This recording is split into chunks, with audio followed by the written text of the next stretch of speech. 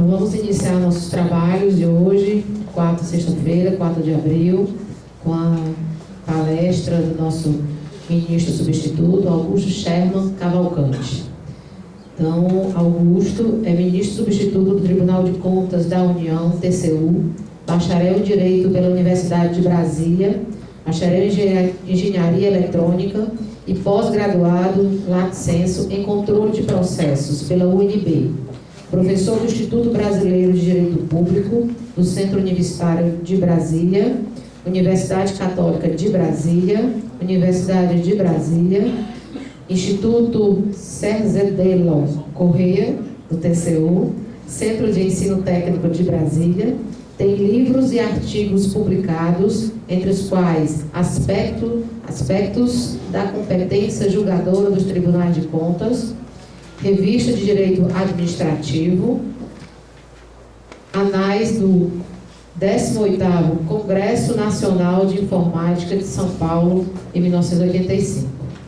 Bom, Augusto, ele vai nos falar por 60 minutos, certo? As perguntas e indagações, por favor, serão por escrito. Vocês colocam o e-mail de vocês para ele responder através de e-mail. E o tema será Evolução do Modelo Brasileiro de Governo Eletrônico. Augusto. Bom dia, gente.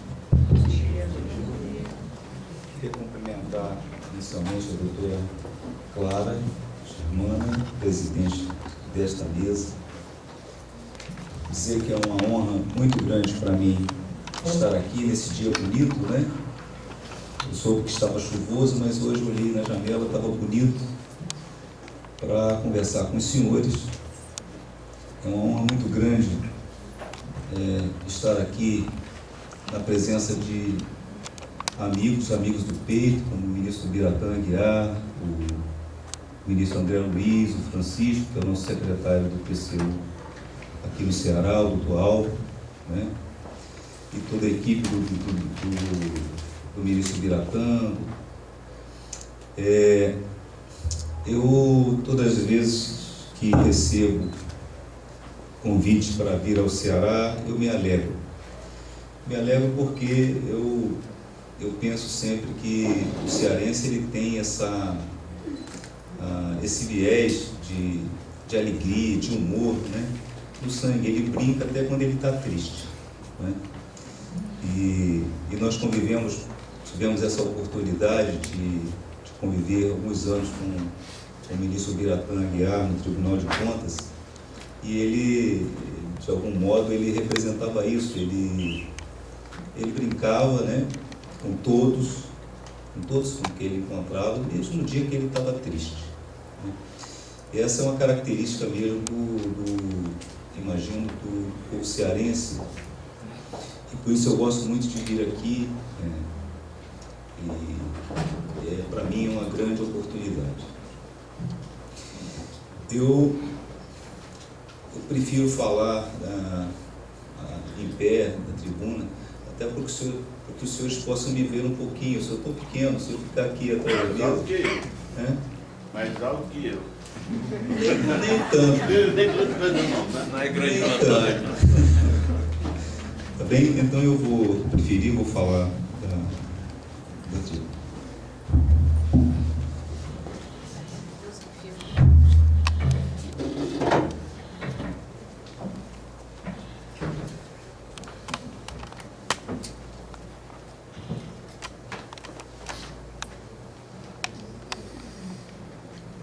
Bem, o que eu trouxe para os senhores na manhã de hoje é uma conversa mais informativa, né, de como está evoluindo o governo eletrônico no Brasil, né? São algumas informações do que ocorreu no passado sobre o governo eletrônico, a situação em que se encontra hoje e uma comparação para a gente ter uma ideia de como o governo eletrônico está no mundo, qual é a posição do Brasil em relação ao governo eletrônico, numa pesquisa da ONU que envolveu 200 países. E para a gente poder comparar, eu vou trazer algumas informações da Coreia do Sul, que é o país que está mais avançado hoje no mundo em governo eletrônico. A nossa situação não é a melhor, mas também não é a pior. Os senhores vão ver.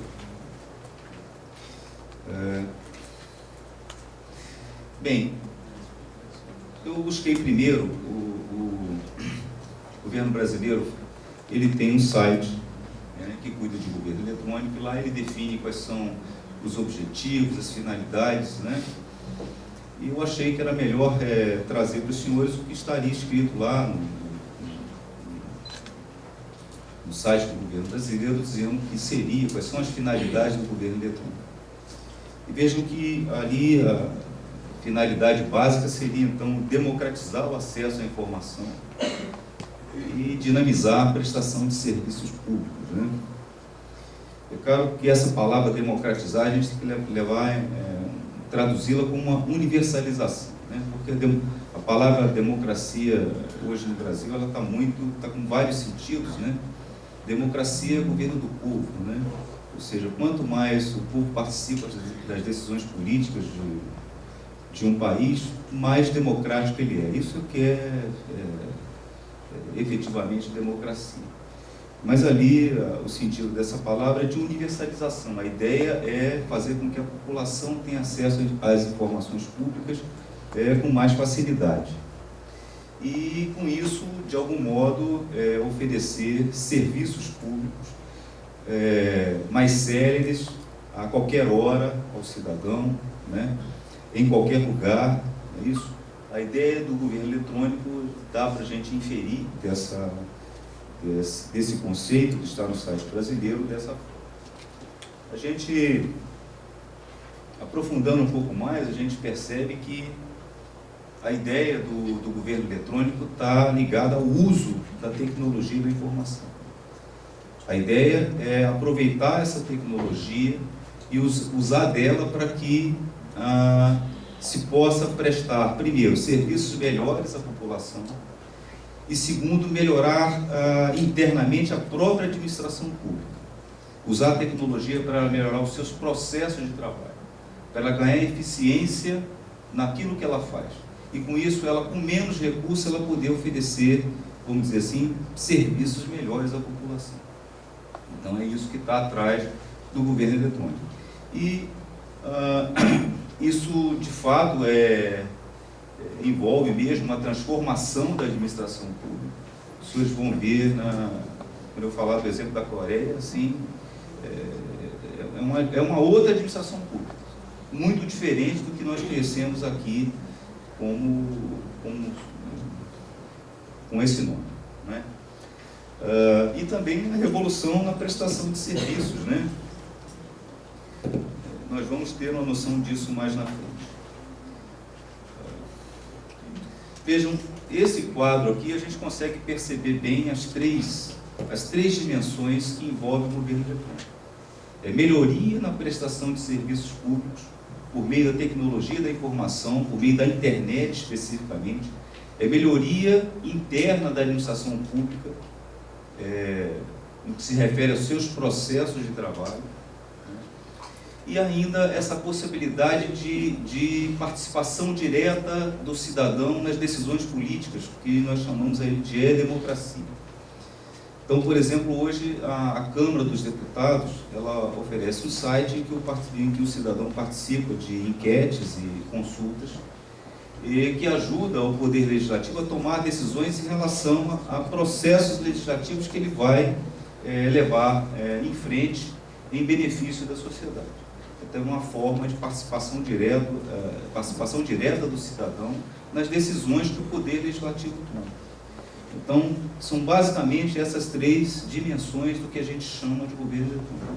Melhoria dos serviços públicos oferecidos ao cidadão, né?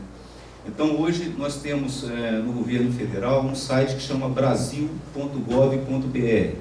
Lá, dividido por assuntos, por exemplo, cidadania, justiça, trabalho, emprego, defesa, educação, saúde. Lá, em cada um desses assuntos, nós encontramos links que oferecem serviços ao cidadão que ele pode efetuar pela internet, né? Requisição de certidões, inscrição no primeiro emprego, né? São vários serviços que o Estado oferece ao cidadão por meio da internet. Ele não precisa ir a uma repartição pública para ter acesso a esse serviço. Então, o Brasil já tem esse site, brasil.gov.br, isso no governo federal. Talvez o Estado do Ceará tenha também alguma coisa semelhante, porque vários estados brasileiros têm oferece esse tipo de serviço. Eu posso dar um exemplo de melhoria da administração pública, um caso que ocorreu no Tribunal de Contas da União, que foi, alguns anos atrás, inclusive na presidência do ministro Biratã Aguiar, em que o tribunal transformou todos os seus processos em papel em processos virtuais. O que é isso? É o uso da tecnologia, né, para melhorar a eficiência e eficácia da administração pública.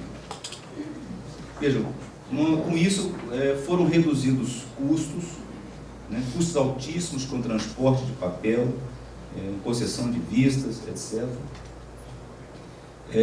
Com isso, houve melhorias no tempo de instrução de processos. Então, o tribunal, com isso, consegue, da entrada do processo até o seu julgamento, reduzir o tempo de instrução e julgamento. E, por exemplo, melhorias significativas na gestão dos processos, né? Os processos estando todos digitalizados numa base de dados, é possível gerir isso com uma qualidade inacreditável. Vai depender apenas da criatividade nossa em melhorar essa gestão. Então, no passado, quando nós queríamos saber qual processo tinha uma medida cautelar, tinha um pedido de medida cautelar, nós teríamos que contactar todos os secretários para que eles pesquisassem logo quais eram os processos que tinham medida cautelar. Hoje, por meio do sistema, eu faço uma pesquisa, imediatamente, num piscar de olhos, eu tenho essa informação. Então, eu consigo, a partir de determinados critérios de gerenciamento, melhorar e muito a gestão desses processos. Isso com o uso da tecnologia da informação. É claro que isso tem um custo, e isso não é algo que ocorra sem ônus, né? Todos os bônus que a gente alcança têm um ônus. Para fazer esse tipo de coisa, foi necessário construir um data center adequado, que custa muito caro, né? Foi preciso melhorar a qualidade dos nossos serviços de TI, porque os senhores imaginem 2.000 pessoas dependendo de um sistema de informática. Se ele falhasse, eu teria 2.000 pessoas sem trabalhar simultaneamente. Isso é uma coisa muito grave. Então, é um sistema que precisa ter alta disponibilidade. Então, tem seu ônus. É preciso melhorar a gestão de TI, é preciso melhorar a infraestrutura de TI, é preciso uma outra consciência para tratar com os processos internos do tribunal. Bem, com essas dimensões, eu acho que a gente entende bem, quando a gente fala de governo eletrônico, daquilo que a gente está falando. Melhoria de serviços públicos ao cidadão, melhoria da gestão interna da administração pública e participação mais efetiva do cidadão nas decisões políticas. É isso que estamos falando, como dizemos, governo eletrônico. Então, só para a gente consolidar isso, vejam, governo eletrônico significa prestar mais serviços e informações ao cidadão em qualquer lugar, seja perto, seja distante, né, a qualquer hora. Então, hoje, quem quiser se inscrever no primeiro emprego, de qualquer lugar do país, pela internet, a qualquer hora, ele preenche o formulário e está inscrito, né? Então, esse tipo de serviço, ele é muito importante. E vejam, a informação que nós temos de 2005, 2006, é de que há aproximadamente 10.000 links de serviços prestados via internet no governo federal. É muita coisa distribuídos nesse portal. Ele é um portal ainda, Brasil.gov.br é um portal um pouco difícil de ser acessado, né? As pessoas às vezes têm dificuldade de encontrar ali o serviço que quer, até porque é uma quantidade muito grande de serviço que é oferecido ali. Mas não importa, isso já é uma evolução, né? Quem procurar se informar, ele consegue acessar esse serviço via internet. Bom, a questão da informatização dos processos e sistemas internos da administração, como eu disse, com redução de prazos, com redução de custos, né? Com aprimoramento de tomada de decisão, né? Tem a questão da participação direta do cidadão nas decisões políticas. E tudo isso, para que isso funcione, eu preciso de duas coisas. Internet. Para ter internet, eu preciso ter uma infraestrutura de telecomunicações adequada em todo o país. Eu preciso ter um conjunto de data centers em operação também no país. E eu preciso capacitar as pessoas em TI, né? Porque a geração mais jovem, ela já nasce com um smartphone na mão, não é? Mas no Brasil, há diversas gerações, há pessoas que não estão habituadas ao uso da tecnologia da informação. Então é preciso um trabalho também de educação, de capacitação, né, das pessoas para usarem essa facilidade, né? Porque há muitos que preferem sair de casa, pegar o ônibus e a repartição para resolver o problema do que entrar, porque tem medo de entrar no computador em casa para resolver o problema. Então isso é só uma questão de educação, né? De mostrar que o computador ele não é um bicho de 7 cabeças, que ele pode ser usado para facilitar a nossa vida. Como é que começou o governo eletrônico no Brasil? Quando começou? Em 2000, vejam, não tem muito tempo, 15 anos, 14 anos que começou o governo eletrônico no Brasil. No ano de 2000, foi criado um grupo de trabalho interministerial de vários ministérios, que teve a ideia de unir esforços e iniciativas no sentido de implantação do governo eletrônico, de uso da internet, a tecnologia da informação, para prestar serviço ao cidadão e para a melhoria da administração pública. Esse grupo de trabalho se transformou num comitê executivo de governo eletrônico, né? Esse comitê, ele é chefiado pelo ministro-chefe da Casa Civil. Participam dele todos os secretários executivos dos ministérios e da Presidência da República. Essa é uma dificuldade também, porque imagine reunir esse comitê, o quanto é difícil, né? A gente viu isso na auditoria, que essa reunião desse comitê praticamente não ocorria justamente porque era difícil você conciliar uma agenda com todas essas autoridades envolvidas. O Ministério do Planejamento é o órgão que funciona como secretaria executiva, então, desse comitê executivo de governo eletrônico. É assim até hoje, foi criado dessa forma em 2000. Vejam, primeiro trabalho, eventualmente, desse comitê foi fazer um diagnóstico. Mas é assim que se trabalha, né? Se é criado um grupo para resolver um determinado problema, ou para resolver uma determinada situação, o primeiro passo é fazer um diagnóstico. Qual é a situação que nós vamos enfrentar? Foi isso que eles fizeram, né? Esse diagnóstico está aí nos slides. O que eles verificaram? Que já havia vários serviços disponibilizados na internet, mas de forma isolada. Já havia várias redes administradas por alguns órgãos ou por conjunto de órgãos, mas também isoladas, elas não se comunicavam entre si. Verificaram uma baixa capacidade de intercomunicação entre os órgãos, né?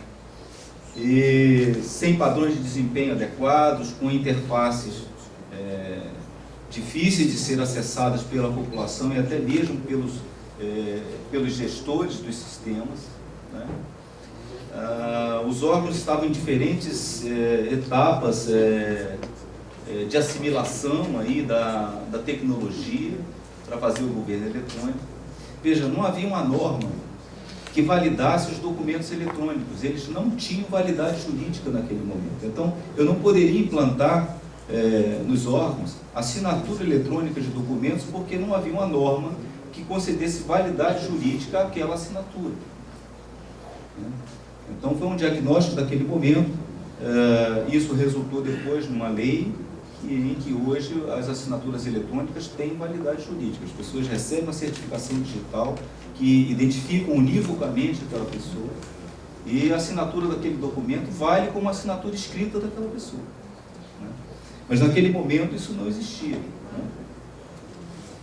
E vários outros fatores que foram ligados aí à questão da exclusão digital, como a rede de telefonia naquela época ainda era precária, né, em relação à população, os custos ainda eram muito altos, né, e haviam poucos provedores de internet no Brasil. Se eu quero fazer um governo eletrônico para toda a população, eu preciso dessa infraestrutura. E a que existia naquele momento ainda era muito precária. Então, depois do diagnóstico, aí foram traçados aí os objetivos aí a serem alcançados pelo governo eletrônico, né? Então, a ideia é oferecer na internet uma grande gama de serviços ao cidadão. Esse é o primeiro objetivo, com melhoria de padrões de atendimento, com redução de custos, etc. Ampliação de acesso às informações ao cidadão. Convergência entre sistemas, redes e bancos de dados governamentais, para permitir o intercâmbio de informações. Veja, o que verificou naquela época é que os órgãos construíam seus sistemas eletrônicos de dados, mas eles não tinham condições de falar entre si. E às vezes, para prestar um determinado serviço ao cidadão, eu preciso de informação de vários órgãos. Então, como eu não conseguia conectar esses dados de alguma forma, isso impedia que o serviço ao cidadão fosse prestado. Então, uma coisa importante que precisava ser resolvida é essa possibilidade de intercomunicação entre sistemas. Eu faço um sistema no Ministério da Defesa e eu consigo trocar dados com o sistema do Ministério da Educação, do Ministério das Cidades. Isso é possível quando se define algo que a gente chama de padrão de interoperabilidade. Isso não existia naquela época, né? E isso inviabilizava que houvesse troca de dados, troca de informações entre os diversos órgãos da administração pública. Isso inviabilizava, então, a prestação de serviço ao cidadão, né? Isso foi um dos objetivos desse comitê, então, foi conseguir aprimorar o intercâmbio entre dados e sistemas, né, das informações públicas. Melhorar a infraestrutura era outro objetivo, né, e estimular as pessoas a usar a internet. Então, foram traçados os objetivos.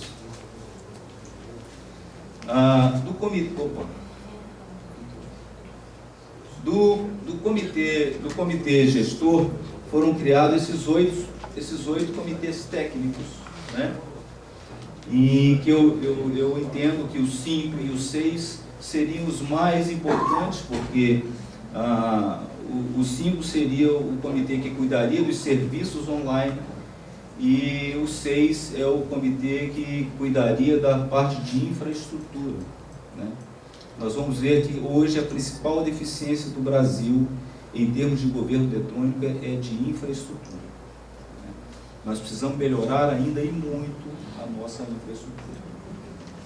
Então foram criados esses 8 comitês para atacar aquele conjunto de problemas que foram detectados, né? Bem, as diretrizes da ação desse comitê estratégico: promoção de cidadania, inclusão digital, utilização de software livre. Software livre é uma das diretrizes, mas a gente toma muito cuidado quando fala de software livre, né?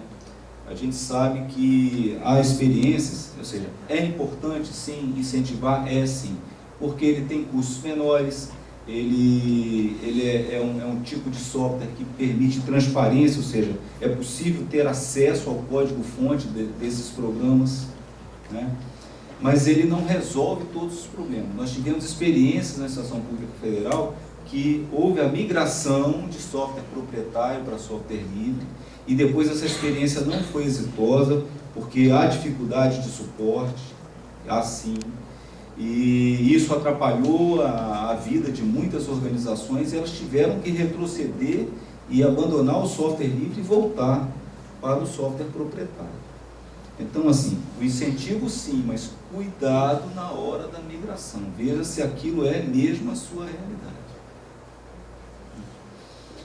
Bem, definições de padrões e normas, entre elas aquele de interoperabilidade que eu falei, né? E a ideia de integrar os governos, o governo federal com o estadual com o municipal. A ideia é que houvesse um governo eletrônico intragoverno, né? Que os sistemas que fossem construídos nos estados e nos municípios também pudessem conversar com os sistemas que são construídos no âmbito federal.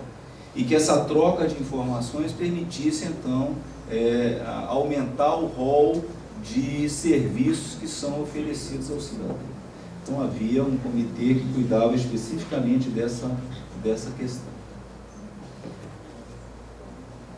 Alguns processos exitosos aí do governo eletrônico na área federal, nós temos o SICOMB. O SICOMB é um sistema que cuida das transferências voluntárias, dos convênios. Todas elas precisam ser registradas nesse sistema. E eu me lembro também, o ministro Piratã foi um dos grandes incentivadores na época da criação desse sistema, junto com o Ministério do Planejamento, né? E ele já está funcionando praticamente 100%, praticamente todas as funcionalidades importantes já estão funcionando. Vai haver possibilidade do pagamento aos fornecedores no âmbito do convênio serem feitos no âmbito do próprio sistema. As ordens bancárias serem geradas dentro do próprio SICOMB. Isso é uma característica muito importante porque inibe uma série de ações maldosas que podem ocorrer nessa questão de transferências voluntárias. Então, esse sistema já está operacional, é um sistema muito importante, o volume de recursos que é transferido do governo federal para o estadual por meio de transferências voluntárias é muito grande e precisava de um controle adequado. E esse controle agora está sendo feito por meio do SICOMB. Nós temos o sistema de compras eletrônicas, ou compras net, né, o CIASG e CIAP, onde são feitos os pregões do governo federal, né, que também funciona bem, está sendo mantido pelo CERF, funciona bem. A questão dos dados abertos é uma metodologia que é utilizada pelo governo federal para disponibilizar os dados da administração pública, aqueles dados públicos, qualquer um pode ter acesso. Criação de modelos e padrões, como eu disse, de acessibilidade, né? A acessibilidade seria o sistema ser capaz de comportar aquelas pessoas com necessidades especiais. A ideia é construir um sistema que essas pessoas tenham condição de acessá-lo sem maior dificuldade, né? A questão da interoperabilidade, como eu já mencionei, padrões para uso da web, internet, e o guia para software livre. A ideia da inclusão digital, ou seja, é ampliar no Brasil a população que acessa a internet. Isso começou com a banda larga nas escolas, né? E a ideia é que essa banda larga, há um programa de universalização da banda larga para que ela chegue a todos os municípios brasileiros, né? Esse programa está em curso, né? A gente não sabe ainda quando isso vai ser alcançado, mas o objetivo é esse, é chegar com a internet de alta velocidade a todos os municípios brasileiros. A ideia é começar com as escolas, né? E também, além da banda larga, a distribuição dos computadores, né, para a inclusão digital. foram criados um conjunto de indicadores e métricas para medir a qualidade do governo eletrônico. Isso é importante. Aquilo que a gente não mede, a gente não consegue administrar. Esses indicadores são uma parte importante desse sistema, né? E no âmbito federal foi criada essa Infovia, que é uma rede de alta velocidade que ligam os órgãos públicos, especialmente em Brasília. Essa Infovia já está funcionando, inclusive o próprio tribunal está conectado a ela, né? Essa aqui em 2006 é a auditoria que foi feita, né? Esse acordo de 2006, a auditoria que foi feita em governo eletrônico do tribunal, a única que foi feita, né? Já havia 6 anos que eles tinham iniciado esse trabalho, lembro que foi em 2000. Em 2008 foi feito, então, um monitoramento, né? O que foi verificado? Dificuldades aí na observação de resultados. O tribunal teve dificuldade em fazer essa auditoria e observar os resultados, as metas que eles tinham programado, se elas tinham sido alcançadas ou não. Mas conseguiu identificar um número razoável de informações e serviços já disponíveis na internet naquele momento, em 2006. E entendeu que o governo eletrônico do governo federal, naquele momento, já estava no nível intermediário, tendendo superior, ou seja, havia um bom nível de governo eletrônico naquele momento, segundo a avaliação que foi feita pelo tribunal. Avanços em interoperabilidade, em software livre, né? Mas algo que chamou a atenção muito do tribunal naquele momento foi o seguinte, que depois de 6 anos de ações naquele sentido, houve uma perda de interesse. Aquele investimento inicial na melhoria do governo eletrônico naquele momento, né, se enfraqueceu. Ele verificou que o comitê estratégico não se reunia mais, não tomava decisões mais, as ações referentes ao governo eletrônico também haviam rareado, se tornado precárias, né? E depois, em 2008, o tribunal evidenciou que não houve alteração nesse quadro, o que é ruim.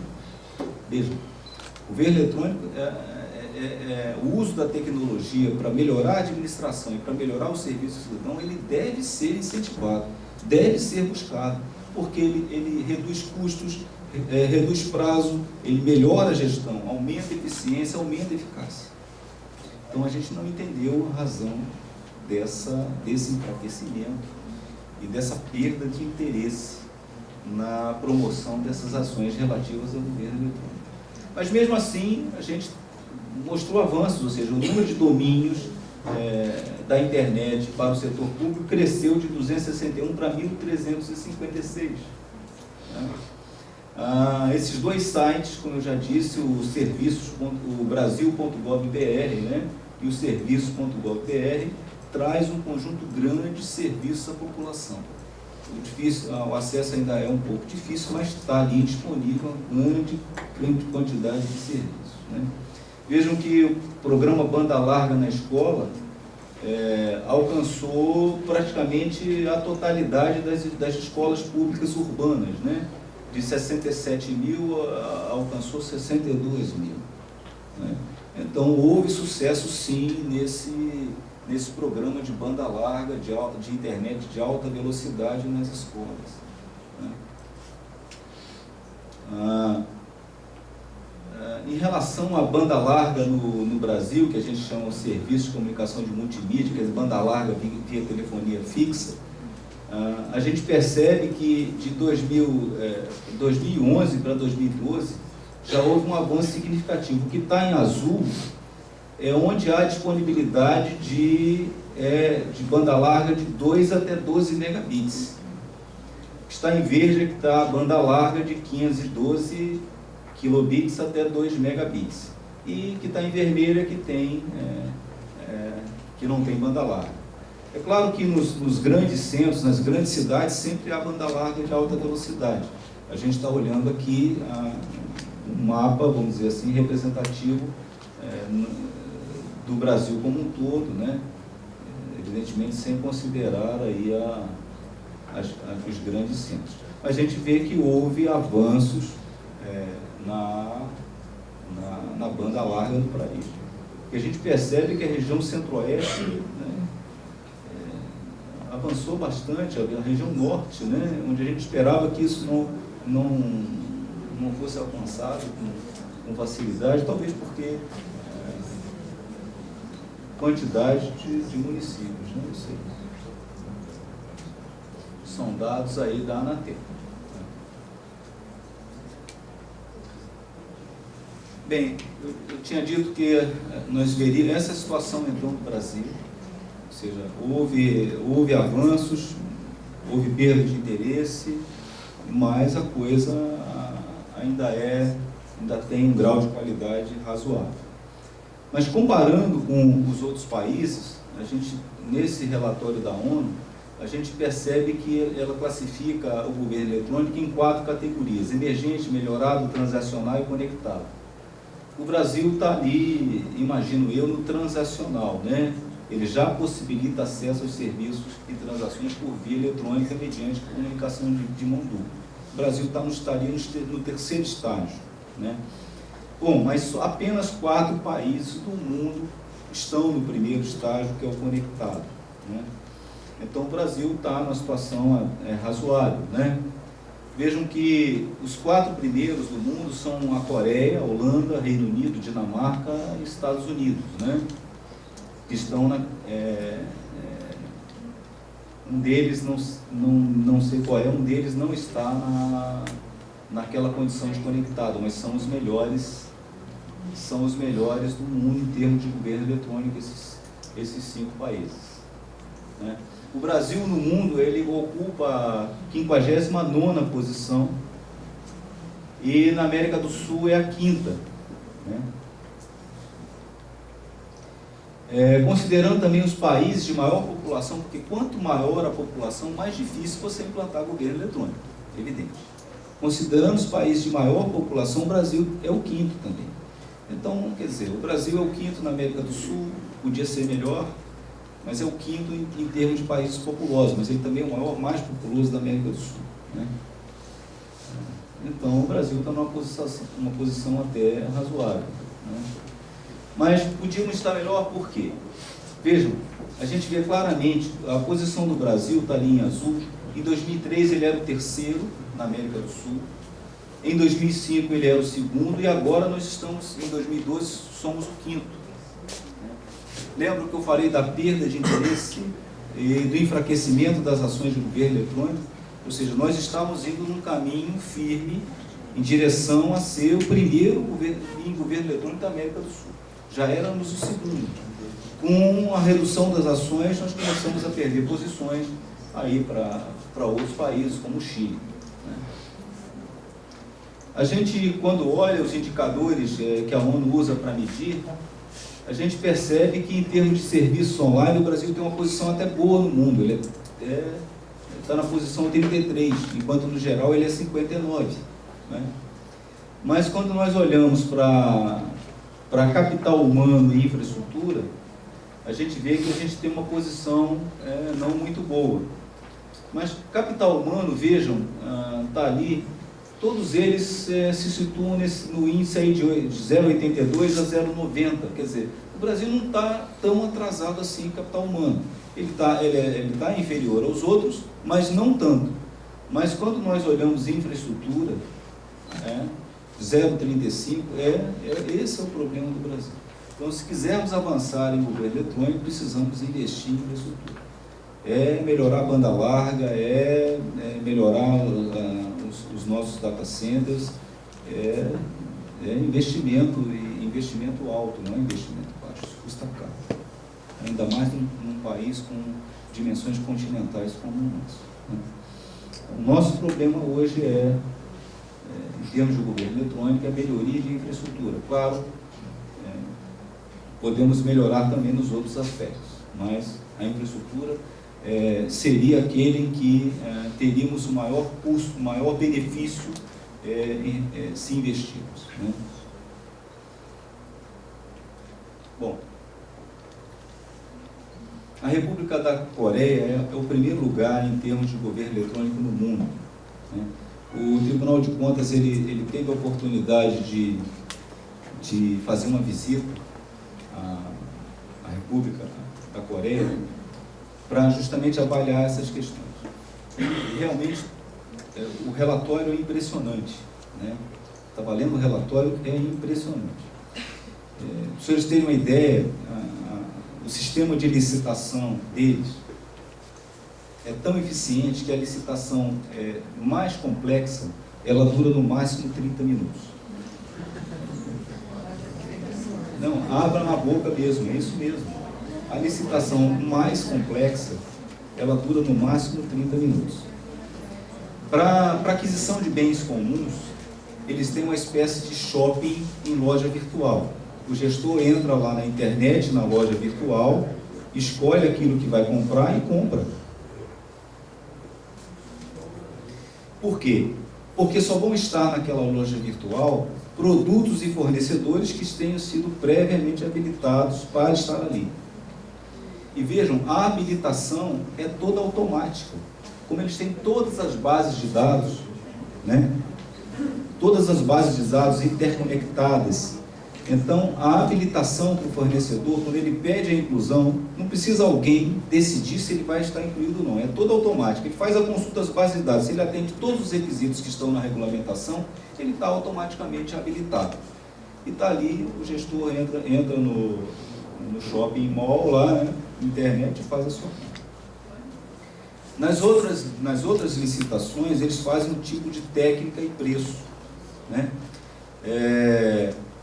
O órgão administrativo que quer comprar, ele vai preencher um formulário na internet daquilo que quer comprar, com as características que ele quer comprar.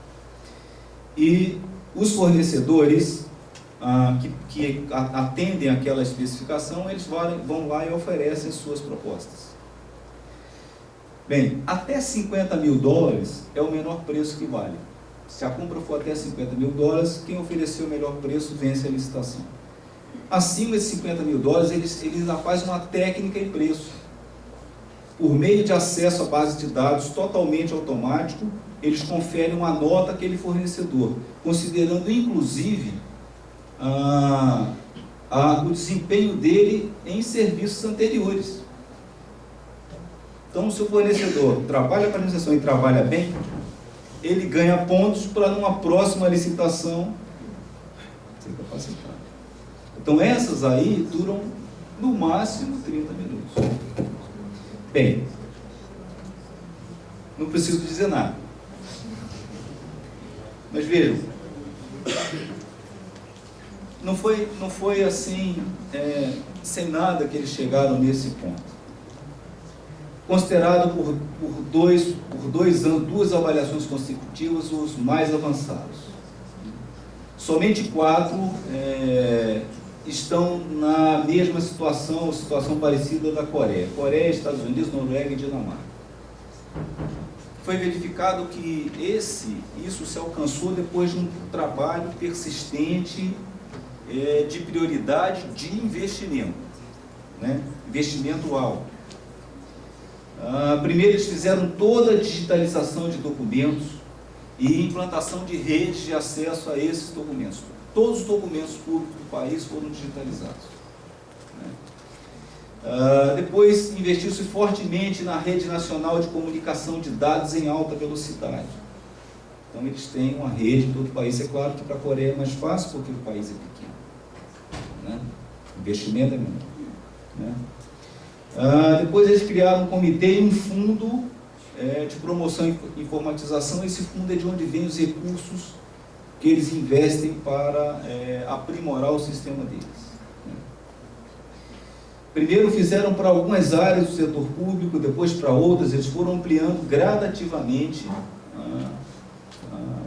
as áreas do setor público, poder judiciário, educação, saúde, gradativamente ao sistema eletrônico. Em 2008, eles fizeram um novo plano nacional. Vejam que eles vinham desde a década de 80. Né? Eles começaram em 1987. Em 2008, eles fizeram um novo plano, ou seja, isso aí é resultado de planejamento estratégico, sistematicamente acompanhado e cumprido, né? E de investimentos, né? Então, é a ação constante de planejamento. Hoje eles estão implantando o governo eletrônico em smartphone. Então, as pessoas, via rede de celular, podem acessar todos esses serviços e documentos que querem na administração pública. Então, eles chegaram no ponto desse acesso ser via celular. Eles têm dois grandes data centers. Eles construíram 2 grandes data centers que atendem toda a administração pública da Coreia do Sul. Um fica com metade dos órgãos, outro fica com a outra metade. Só que um é backup do outro. Se um falhar, o outro assume automaticamente a outra parte. Então, eles têm um sistema concentrado, de data center e seguro ao mesmo tempo. Segundo a nossa equipe, verificou o nível de segurança do data center dele é altíssimo. A possibilidade de invasão do data center dele é muito pequena. 2 data centers. Essa Agência Nacional de Computação é que cuida desses data centers, que reúne. É claro que não é no mesmo lugar, esse data center tem que ser em localidades diferentes, porque se houver algum desastre naquela localidade, não afeta os 2 data centers, São em localidades diferentes, mas interconectados em alta velocidade. 700 órgãos interligados. Veja, o tempo de indisponibilidade de 4 segundos. Quer dizer, se há uma queda em alguma parte do sistema, em 4 segundos ele se recupera. É um baixíssimo tempo, ou seja, o sistema tem altíssima disponibilidade. Bom, segundo as informações deles, essa estrutura de data center, porque significa 30% de gastos aí com TI, 30% de economia, nos gastos do TI. Porque você concentra profissionais, concentra equipamentos, concentra local, você não tem isso disperso pela administração e com isso você reduz os gastos em 30%.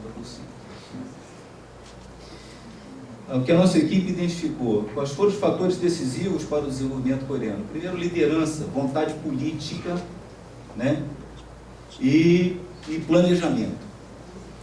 Primeira coisa, vontade política e planejamento. Persistência, investimento em governança de TI, educação para enfrentar a resistência e o medo de usar a tecnologia, capacitação das pessoas, da população para usar o sistema, e um suporte tecnológico utilizando as melhores empresas que eles têm em tecnologia da informação. Então, esse, segundo o que a equipe levantou, seriam os motivos pelos quais eles alcançaram esse estágio. Bem, era isso que trouxe para os senhores no dia de hoje. Como eu disse, apenas informativo, mas a gente vê que aonde o Brasil pode chegar, ou seja, ele pode crescer muito, mas a gente vê também que o Brasil não está numa situação tão ruim assim. Então, muito obrigado e bom dia